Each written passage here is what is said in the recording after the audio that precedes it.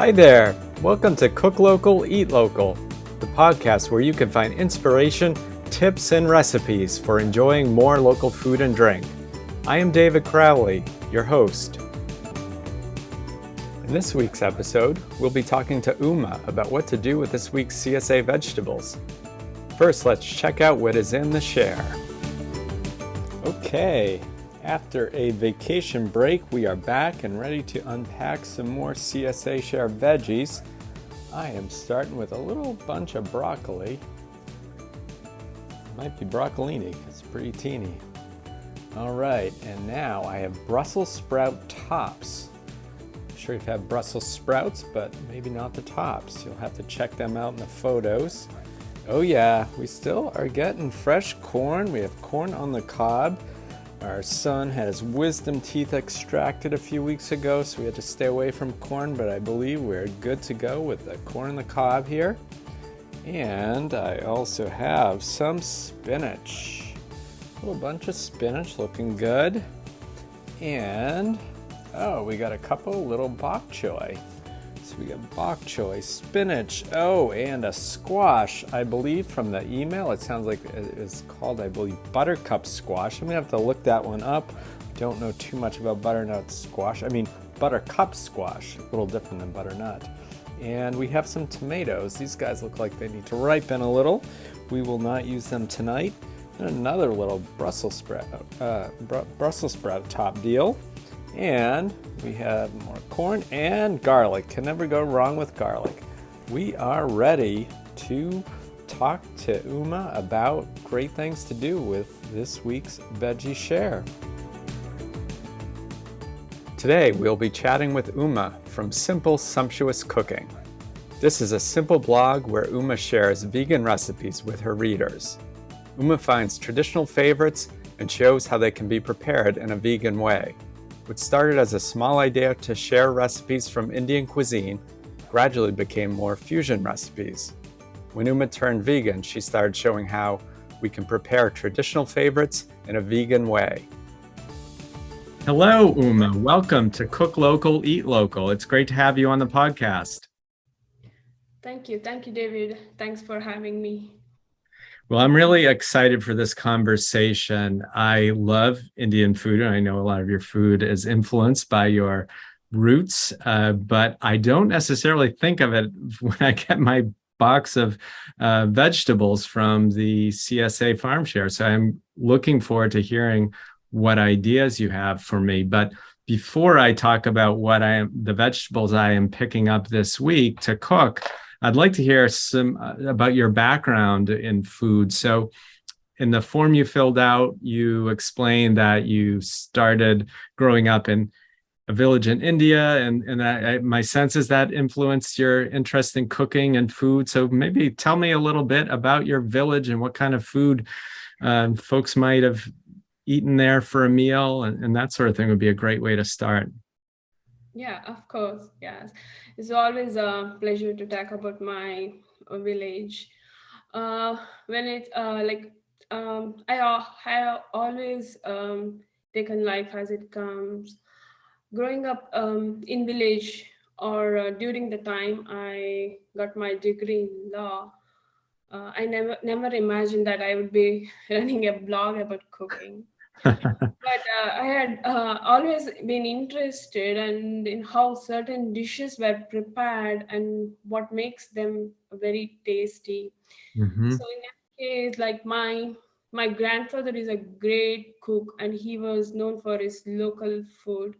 And apart from that, my mom also got me inspired. So I started showing interest in cooking that gradually led me to try several dishes on my own. So after that, I got married, and when I first arrived in the US, I noticed a lot of differences that I had to get used to it. Like example, we use fresh coconut from our own farm. Oh, But wow. That's it. yeah, Local food for India, fresh coconut. yes, from fresh coconut, if you make a curry, it will be like out of the world. You will never get that taste from here. Whatever you do, I tried a lot of times, but I miss that part here. Mm-hmm. So now I have to settle down the with the frozen coconuts and Oh, whatever I get. Yeah, like mm-hmm. even here I can find like the dried coconuts in the Mm-hmm. farmer markets. That's the part I'm really missing here since I grew up in village. So yeah, Yeah. that's my story. Yeah, I can see that would be challenging, but it sounds like I know in some of the notes you shared for this interview, you mentioned that you enjoy going to farmers markets here. So it sounds like you're probably finding different things at a farmers market in California where you live than you would at a market in your village. When you go to the farmers market, are you looking for Yes. vegetables you might know from your home village, or have you learned how to cook the things that are new and different here in the United States? Yes, yes, definitely. There is a lot of differences. Like the only thing common, it would be like tomatoes. I can Hmm. see here and there. Like that's a common thing. Where I grew up, it is like very common to find leafy vegetables, Mm-hmm. and jackfruit, banana, mangoes, guavas. Those are very common.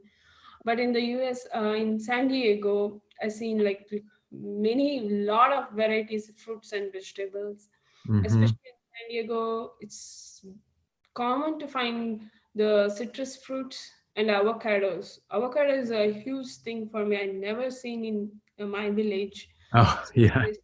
it's so special for my and my kids. So since like um, we could get a good amount of sun, like for most of the year in San Diego, right?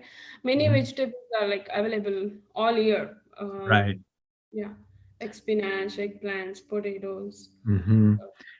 And I don't know if I mentioned, so I live in the Boston area, so New England. So we're very different. And part of, I guess, what motivated me to do this podcast is we have a shorter, season. The farmers have definitely figured out some new technology for getting some fresh produce Yeah. throughout the year. But the best time is really, we're kind of getting toward the end of that season now. So the big theme of this show is definitely having you as my guest help me think about some ways to prepare what I'm picking up. I actually, after this interviews, I will go to pick them up, but I know what I'm getting. So, and I shared with you that list. You mentioned tomatoes as one thing that you find in both your home village and here in the States. So maybe we'll start there. What are some ideas? And I think, there are probably a lot of things we might, an American without that cross-cultural experience might think to do with a tomato, slicing it for a salad or something simple like that. I'm guessing you might have some different ideas for people who get maybe looking for a change of pace. So maybe if you'd like to share an idea too for what to do with those tomatoes I got. Sure, sure. Yeah, like here I see many people they use it in salads, just like you mentioned. Mm-hmm. But tomatoes are best when you add any dish as a like main ingredients or supporting ingredients.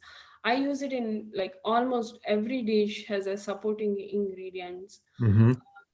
Like my favorite way of using fresh tomatoes in like tomato rice, we call, yeah, put it in a rice dish. Oh, interesting. And another favorite way of recipe is my tomato chutney. Oh, okay. Yeah, that goes with the everything rice, the Indian rotis. You might heard of dosas. Oh, Uh, sure. yeah, that's a favorite way of eating tomatoes. So What would you like when I think of the chutneys I have had, they usually have more like a fruit. I mean, I guess technically tomatoes are fruit, but not something with that acidity. So what other ingredients go in your tomato chutney? oh, chutney is complement with the main ingredients like tomatoes or whatever other vegetables, and along with the coconut, fresh Mhm. coconut, Okay. and spices. Oh yeah. So Okay. yeah, Right. so all All the right. spices like your coriander seeds, cumin seeds Mm-hmm. go together and makes wonderful condiments. Oh, It's yeah. that sounds good. So another vegetable, maybe if we can switch gears to broccoli. I'm picking up some broccoli, which I also like, but it is, certain vegetables I probably get more creative with. I steam broccoli and have it with pasta or just on the side. But again, I'm guessing you might have some creative ideas that I haven't tried. Mhm. I know. I hear a lot of times like if you see broccoli, you immediately imagining steaming in Hmm. your kitchen, right? Yeah. My kids love broccoli. It's like it's a miracle. I don't know. So after I bought air fryer, I started doing air frying broccoli. That's the Oh, okay. easy way of cooking broccoli, I guess. Hmm. Of all broccoli recipes I've shared, my favorite thing is broccoli curry. Oh, Uh, okay. Yeah. Recently, I got like a lot of comments from my readers Hmm. because yeah, it's a little bit unique. Not many people realize like you can prepare a curry with broccoli. Yeah. So yeah, Uh, that's a favorite one. oh, that sounds good. I'll have to try that. Is broccoli not something you would find in India? Like I can't No, picture it at when I've gone to you, an Indian restaurant. yes, true. You don't find it. I felt a little weird at the first looking at broccoli. Yeah. Then yeah, then I started loving it. It was so good. My whole family loves it. And then I started doing broccoli soup. It is very known dish, right? Right. Yeah. That is another good way to use it. Oh, that sounds good. Well, I will definitely have to check out your broccoli curry recipe. I shouldn't. I think I sort of said it at the beginning that I enjoy Indian food. I find but I do find, I think my guess is that I'm sure like a lot of Americanized versions of things are probably a little limited what I get at very good what I get at the local Indian restaurant, but I'm sure there are a lot of different things that I wouldn't have been exposed to. And I cook a few dishes myself, but I always like to try new ones. So, it's one reason was excited to have you on the show. So broccoli curry we'll have to try. Now, how about Mhm. spinach? Now, spinach I have definitely is something I know several dishes I do like to order when I go to an Indian restaurant. So I'm curious if you might cook up one of those same things or maybe something different with Yeah, spinach. I have lots of spinach recipes because that's very common in Indian cuisine, Yeah. as like you mentioned. Um, I feel we're so lucky in San Diego because there's sun almost all year long, right? Last Yeah. year, I even grew spinach in my backyard. Oh, nice. Yeah, I used in smoothies, dal recipes. You mix it with the red lentils or yellow Hmm. lentils, Hmm. make a dal out of it, and Yep. you can make Indian rotis and Yep.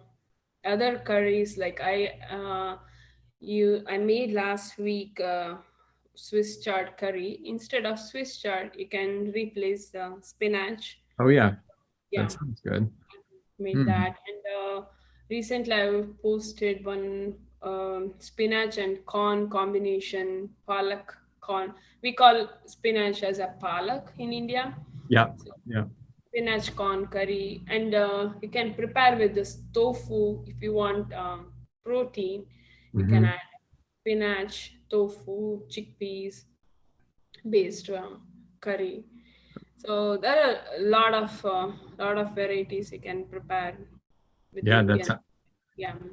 That sounds delicious. One question I have is a follow-up question because I believe I saw in your blog that your recipes are vegan. Is that correct? Yes. Yes. Are there suggestions? I know some of the dishes I enjoy at an Indian restaurant have kind of a creamy aspect to it. Are there tricks you have for getting a creamy consistency in some of your recipes without using dairy? Yes. Yes. I at the first it was a big challenge when once I started adopting.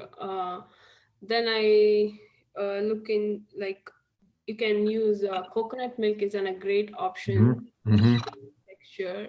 Right. But if you don't like the coconutty flavor, you can use cashew nuts. You can Right. prepare a cashew paste, almond paste. That's a simple way to do the creamy texture. Oh yeah, those sound like good options to go. And the nuts are very good. Some people have nut allergies, but generally I know coconuts aren't really a nut. My son has nut allergies, but we can use coconuts. So that's, Yeah. it's not actually a nut, even though it's nut in the name. It's a little confusing. Oh, that sounds good. And the final thing that I'm excited to pick up today is we're getting near the end of our corn season here, but I do have some fresh corn coming. And again, that's another great example. I think a lot of the vegetables this week are ones that, there comes some standby things to make, just basic corn on the cob. But again, you already mentioned one recipe that you just talked about with corn and spinach that sounded good. Do you have other ideas for what to do with corn? Yeah, there's a lot of way to use the fresh corns. Just like other curries, I make sweet corn curry recipe. That's one of my top and famous recipes. Okay. Yeah, most of the people they visit because I used different base for the creamy texture than others use. Oh, Uh, okay. yeah, I use almond powder because Okay. I get a lot of queries because some people are nut allergy, just like you mentioned, Right. and people hate coconutty cream, that fat. So Mhm. based on that, I changed a little bit of the directions. Mhm. So I think most people are enjoying right now that Oh, recipe. that- Then I make a simple corn salad, the Indian version. It's mm, very simple. You just saute the corn with vegan butter Yep. and add some Indian spiced seasoning. Uh, Yep. that's it. That's a simple way of corn That salad. sounds good. Yeah. And when you say curry, do you I'm guessing, do you mix up your own curry spice blends, or do you purchase, do you get it already made up, or maybe Uh, what? no, I don't buy from the store. Just like I mentioned, I grew up in village, right? Yeah. We are used to make our own spices and Mm-hmm. everything. I always, you know what? I'm like self-making mode. Like I make my own masalas. I make my own garam masalas. Oh, okay. Yep. Yeah, just but there are a lot of options out there. You can buy it from local stores. Even I last week I found in our local farmers market one lady is selling her homemade masalas. Oh, So that's great.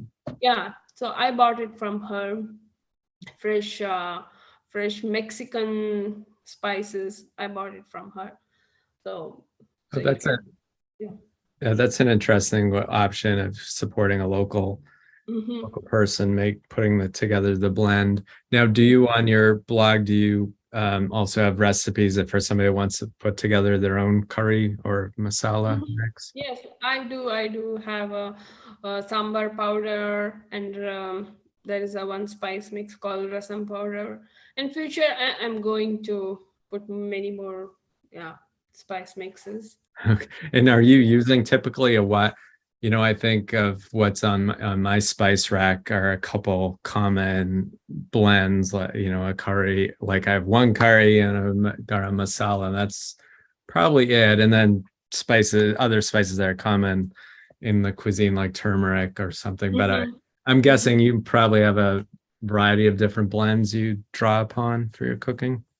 Yes, I have a plenty because I have a whole section in my cabinet for that. Um, I dry my ginger. Sometimes I buy dried ginger from India, Oh, and okay. I prepare. Make them. I make myself a ginger powder, turmeric powder, um, and I continuing that journey. My grandfather who used to do it. Oh, okay, nice. Another question I have for you is, I'm trying to think how to put this. I think the first time I remember the first time I tried to, my wife and I tried to make an Indian meal, after starting to enjoy Indian cuisine at a restaurant. I remember must have taken half the day. And I think I got in my mind that cooking an Indian meal needs to be a most of the day kind of project. And I'm guessing you aren't able to do that every day. Yeah, I think you mentioned you have children and so forth. Do you have tips, any words of wisdom or advice to somebody who might be a little intimidated to try Indian recipes? Any tips or suggestions for encouraging them to give it a try? Yeah, sure. It's not that intimidating. Like, um, see, if you, it's not like if you know what should go to get the specific taste. Mm-hmm. Like for a simple curry, you don't need um, like the list of ingredient might look bigger, but you need that to get that taste. Yeah. So if you have like garam masalas, the red chili powder, and Mm-hmm. uh, and the basic spices, then it's very easy. It's just like an other cuisine um, cooking. So I don't see because in for example, like my neighbor, uh, he likes Indian cooking, but he don't want to cook because he feels it takes a longer time to Yeah. cook. Yeah, so when he actually knows, like after he watching me and in my through when he went through my recipes, he felt, oh, this is so easy, it's nothing. It's just like another um, cooking process. I Mm-hmm. First I felt baking was so hard, just like it's not at all, it's not my cup of tea. Mm-hmm. uh, then once I started, gradually I got into that. Just like another cooking, this Mm-hmm. Indian cooking is way simpler than you think. Yeah. Yeah, it's nothing So complex. it would be very possible for someone to go to their local farmer's market, pick up some fresh vegetables to be the basis of the meal, along with some of the spices, and of course, consulting some of your recipes would be probably a good formula for them, I would think. Yes, definitely. Good, good. Um, we Are there any other tips for using local vegetables, preparing vegetables, that you'd like to share before we wrap up? Mm, like using any like uh, vegetables is fairly easy in Indian cooking because you Mhm. can prepare a tasty curry with almost any vegetable. For example, if you're preparing curry with radish or beets, it's Mhm. generally the same with a few differences. The cooking time or flavor, that's it. So Yep. that's Yeah. all. So, oops, are you still there? Okay. Yeah. So if someone, yeah, so that makes sense. It's pretty easy to do with a few ingredients. So it's also like if somebody had saw a recipe on your site that called for, and they had some little extra of another vegetable, they could probably add that Mm-hmm. without changing the flavor. Yeah. So in other words, it could be a good way to use vegetables on hand because you have that flexibility. Cool. That's great. So you mentioned several things you've cooked lately. I always like to ask someone, let's leave people a little hungry and whet their appetite. Can you describe any delicious meal you've had recently that you haven't talked about yet? It doesn't have to be on your blog, but if it is, that's great too. Yeah. Recently I bought, just like I mentioned you earlier, like I'm like a huge fan of avocados. Yeah. I got avocados, and last time my local farmer, one lady, she sold me mulberries. Mm-hmm. Um, Oh, yeah, okay. that's the first time I have tasted it, and I took a challenge and I made a juice of it, and it was a huge success. So that's an new thing. And I recently bought a cantaloupe, and I Mhm. made a cantaloupe salad with cucumbers and homegrown mint leaves. Oh, Uh, that sounds yeah, delicious. so I use a lot of homegrown. Actually, we focusing on home cooking, homegrown and local food. So I mix Mhm. both, mix and match. Yeah. Um, so I Oh, that's made a recently cantaloupe salad. Yeah, I used avocados in that cantaloupe salad. mm. Um, then I made I think, yeah, last week I made a avocado pasta. Hmm. So it's kids' favorite. Oh, yeah. So that's good. They like avocados. My son has not warmed up to avocados yet, but maybe one of these days. Well, those all sound very delicious. I am starting to get hungry now. So we should conclude before our time runs out here, but I want to be sure people know where to find. We've teased them with all these delicious recipes and ideas. So tell us where we can find you, your website. If you want to tell us your website and where you're active on social media, that would be wonderful. Sure, sure. My website name is Simple Sumptuous Cooking. You can Google it, Simple Sumptuous Cooking, Yeah, and my Instagram handle is Simple Sumptuous Cooking, and you can find me on Facebook page, like facebook.com Mrishtana / That is like Simple Sumptuous Cooking. great. Well, we will be sure that we'll put the links in the show notes as well. So it sounds like it should be pretty easy to find. And we will also include links to some of the specific recipes you mentioned. So it's been great having you on. And it's really, I think, a great encouragement for people to add a little more, broaden their horizons about what they're doing with the vegetables they get from their farmers market or their CSA farm share. So and I'm definitely the broccoli curry, I think, is the first one I'm going to try. Thank you, David. It's a great opportunity to talk about my village and Indian food. Thanks for having me. Okay, great. Thanks for tuning in to this episode of Cook Local, Eat Local. To get the show notes with links for recipes and resources we covered today, go to cooklocaleatlocal.com to get the podcast landing page. And please be sure to subscribe to Cook Local, Eat Local wherever you get your podcasts. Make it a great day with some tasty local food on your plate.